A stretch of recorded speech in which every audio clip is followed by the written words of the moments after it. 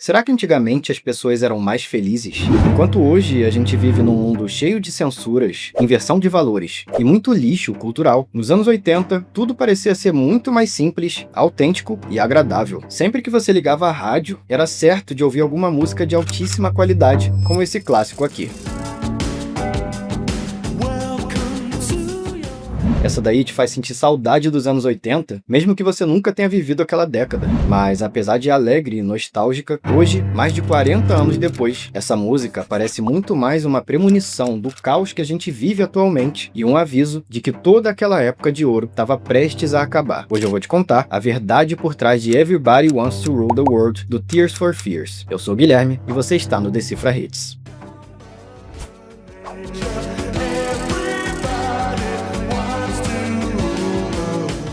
Para mim, Everybody Wants to Rule the World é o mais próximo que a humanidade já chegou de inventar uma máquina do tempo.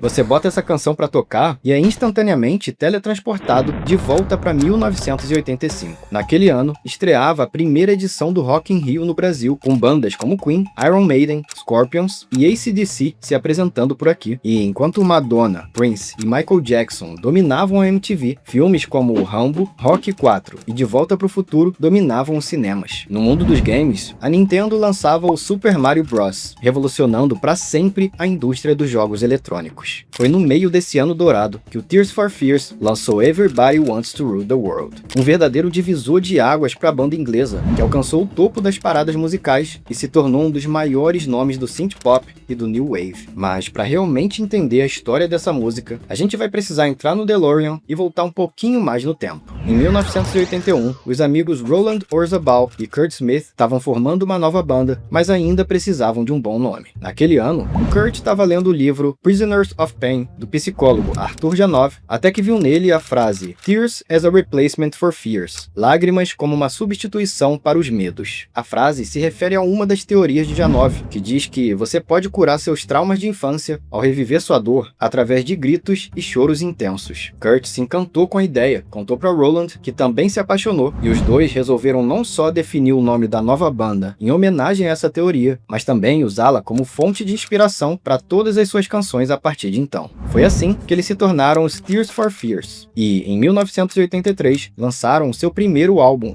The Hurting, com letras totalmente obscuras, falando de traumas de infância, abandono e sofrimento emocional. O disco era praticamente todo baseado nas ideias do Janov, e a própria capa do álbum já deixava isso bem claro. O resultado encantou a multidão, especialmente no Reino Unido, onde o disco alcançou o primeiro lugar das paradas graças a sucessos como Pale Shelter, Change e Mad World.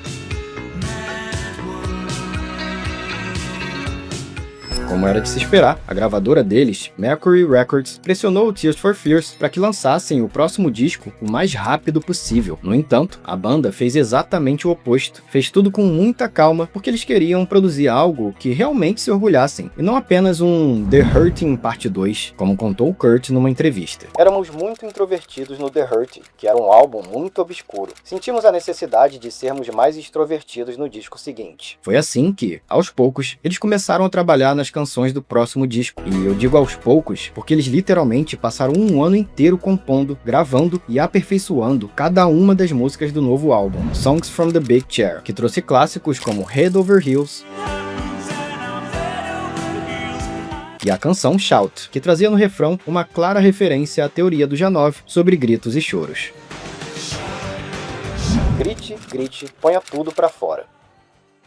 A princípio, o disco teria apenas 7 faixas, já que a última canção criada, Shout, deu tanto trabalho para a banda que consumiu quase a metade do tempo total que eles tinham disponível para usar o estúdio, cerca de 4 meses. Mas foi durante essa luta prolongada para terminar Shout que algo mudou para sempre a história da banda. Perto do final das sessões, Roland Orzabal começou a brincar com seu violão, tocando 2 simples acordes repetidamente, quase sem perceber. O produtor, Chris Hughes, que estava do lado dele, ouviu aqueles acordes se repetindo e se apaixonou na hora. And I'd hear this and I'd say, what is this, Roland? And he wasn't that bothered. He wasn't that interested in making it a song, but he just every now and again would play it. Para Roland, eram só 2 acordes sem sal que ele estava tocando enquanto passava o tempo, mas Chris Hughes viu um grande potencial naquele riff. Eu disse, você tem que escrever essa música. Sei que são apenas 2 acordes, mas ela é muito, muito boa, dizia o Chris. Mas Roland parecia não se importar. Diante disso, Chris Hughes tomou a frente. Se o Roland não queria gravar a nova música, o Chris decidiu criar a base dela, com sintetizadores e baterias eletrônicas para mostrar para Roland e para o resto da banda o quão incrível aquilo ficaria. And I took the 2 chords and sequenced them with a little drum beat and a bass part. Mas, por incrível que pareça, Roland ainda não estava convencido e o Kurt Smith nem se impressionou. Eles diziam que aquilo era leve demais e que não se encaixava com o restante do álbum. Nem mesmo o tecladista da banda, Ian Stanley, curtiu a ideia. I thought it was lightweight. Couldn't see anything in it. I think Kurt thought the same. Even Roland thought the same. You know, we were sort of against it. It was just too... It wasn't anything, you know. Mas Chris continuou insistindo com a música, até que, numa certa tarde, a esposa do Roland, Caroline Orzabal, foi até o estúdio, ouviu o produtor trabalhando na batida e se encantou com a canção. And she said, "Wow, what's this? It's great." I said, "Yeah, I think so too. Tell your husband." Caroline convenceu Roland, e foi só a partir daí que a banda resolveu começar a compor Everybody Wants to Rule the World. It was really my late wife Caroline said who was the champion of that song. Nessa altura, o Chris Hughes já havia pensado em diversas ideias para deixar a música menos repetitiva e mais interessante, mesmo com apenas 2 acordes. A começar pela introdução. Para ele, ela deveria soar como algo encantador. I knew there needed to be a calling, some kind of sound you'd hear across the room and you go, "Oh, I like that."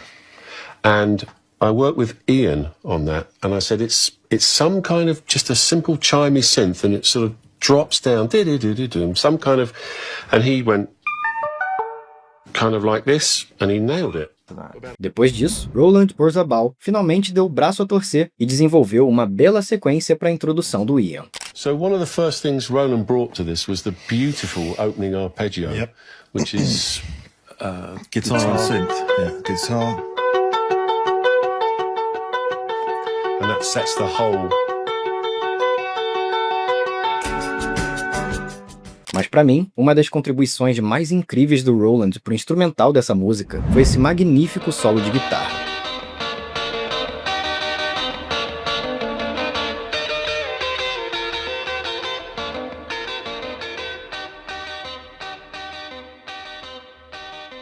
Arrepia, né não? Com a base pronta, Roland escreveu toda a letra da música, mas ainda faltava definir um título. E aqui cabe um contexto. Naquele ano, 1985, o mundo vivia o auge da chamada Guerra Fria, que foi um período de tensão e ameaças constantes entre os Estados Unidos e a União Soviética. Com isso em mente, Roland Orzabal chamou a nova música de Everybody Wants to Go to War. Todo mundo quer ir pra guerra. Ele estava chegando perto, mas aquela frase ainda não soava bem, até que Roland ouviu na rádio uma música do The Clash, chamada Charlie Don't Surf, que continha a frase Everybody Wants to Rule the World, todo mundo quer dominar o mundo, no primeiro verso.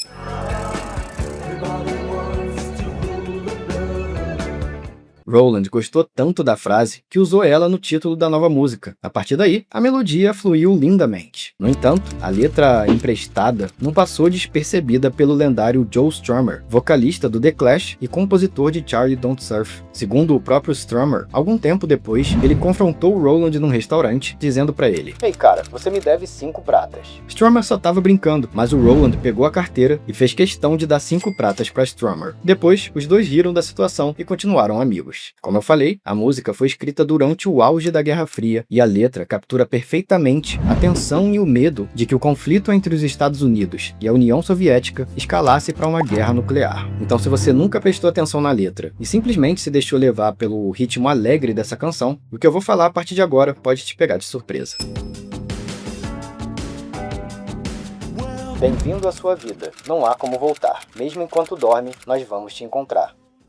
Esse primeiro verso soa como o Estado soviético falando diretamente com o cidadão. A partir do momento que você nasce, você pertence ao sistema, não tem como escapar, não tem como voltar. Nesse sistema de controle absoluto, cada um dos seus passos é vigiado o tempo inteiro pelo governo, marcando a sua total perda de liberdade. Essa linha casa perfeitamente com a sociedade que foi descrita por George Orwell no livro 1984, que trazia o personagem Big Brother, o Grande Irmão, uma entidade governamental onipresente que vigiava cada movimento, cada passo e cada fala dos cidadãos, tudo através de telas de televisão. Isso soa familiar para você? A letra "Mesmo enquanto você dorme, nós vamos te encontrar" é praticamente uma tradução musical do slogan do livro, que dizia "Big Brother is watching you", o grande irmão está te observando. Ou seja, a linha é uma crítica genial e assustadora à opressão do regime soviético, embalada numa melodia aparentemente alegre. No verso seguinte, a letra responde como se fosse a perspectiva americana.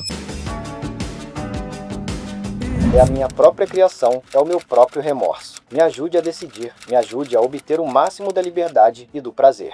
Aqui aparece o outro lado da moeda, o individualismo, a busca pelo prazer, pela liberdade e pelo sonho americano, mas também carregado de culpa e arrependimento. Quando ele diz, é a minha própria criação, é o meu próprio remorso, ele está fazendo referência à invenção e ao uso da bomba atômica pelos Estados Unidos. Uso esse que, inclusive, motivou o início da corrida armamentista entre as potências mundiais e o começo da própria Guerra Fria. Todo esse medo do fim do mundo também pode ser visto na ponte, quando ele diz: existe uma sala onde a luz não vai te encontrar, segurando as mãos enquanto as paredes desmoronam. Quando isso acontecer, estarei bem atrás de você. Essa sala faz referência aos abrigos nucleares, e a luz é o clarão da explosão. Nesse momento, as pessoas darão as mãos porque é a última vez que elas se verão vivas. Resumindo, a música nos lembra para aproveitar ao máximo o prazer e a liberdade que a gente ainda tem, porque nada dura para sempre. Mas o significado da letra não se limita à Guerra Fria. O fato do Roland ter mudado o título da canção também serviu justamente para que as letras fossem mais ambíguas e menos diretas, permitindo que cada pessoa pudesse escolher o seu próprio significado. Inclusive, uma das passagens da música não tem nada a ver com a guerra, e foi na verdade uma alfinetada do Tears for Fears contra a própria gravadora deles, a Mercury Records. Sabe quando eles dizem: que pena que eles tiveram que fazer um fade? Então, fade faz referência a fade out, que é aquele efeito que tinha no final das músicas antigas, onde elas nunca acabavam de fato. Era o volume que ia abaixando até ela silenciar. Acontece que, enquanto eles estavam produzindo a canção Shout, a gravadora reclamou que a música estava muito longa para tocar nas rádios e encheu o saco da banda para que eles reduzissem o tamanho dela. Aliás, esse foi um dos motivos da produção de Shout ter demorado tanto, e de todo o estresse em relação à criação da música. No final, a banda acabou cedendo às pressões da gravadora e colocou um fade out no final da música Shout. Roland e Kurt odiaram a ideia e, como uma forma de protesto, colocaram essa indireta para a gravadora na letra de Everybody Wants to Rule the World.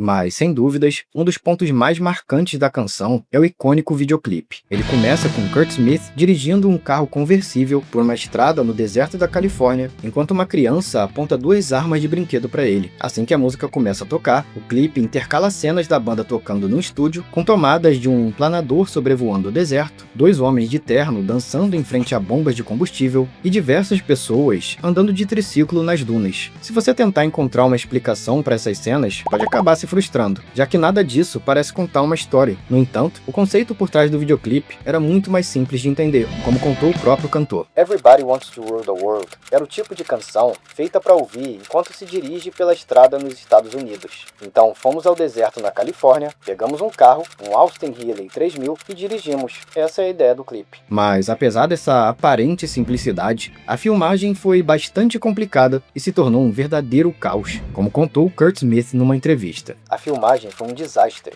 Lembro do diretor chorando na segunda noite de gravação. Tivemos um acidente enquanto filmávamos as motos e os veículos off-road. Um garoto foi arremessado e bateu a cabeça. Ele desmaiou. A produtora do clipe, uma americana, ficou parada ali entoando mantras budistas. Estávamos tentando desesperadamente encontrar uma ambulância enquanto ela cantava. Felizmente, nada disso foi grave. E quando o vídeo finalizado chegou às mãos da MTV, todo o esforço valeu a pena. O clipe foi um dos mais pedidos do canal e e a canção Everybody Wants to Rule the World se tornou a primeira música da banda a alcançar o primeiro lugar nas paradas dos Estados Unidos. E foi assim que o Tears for Fears acabou dominando o mundo com uma canção na qual eles não tinham nenhuma fé e que foi incluída de última hora no disco.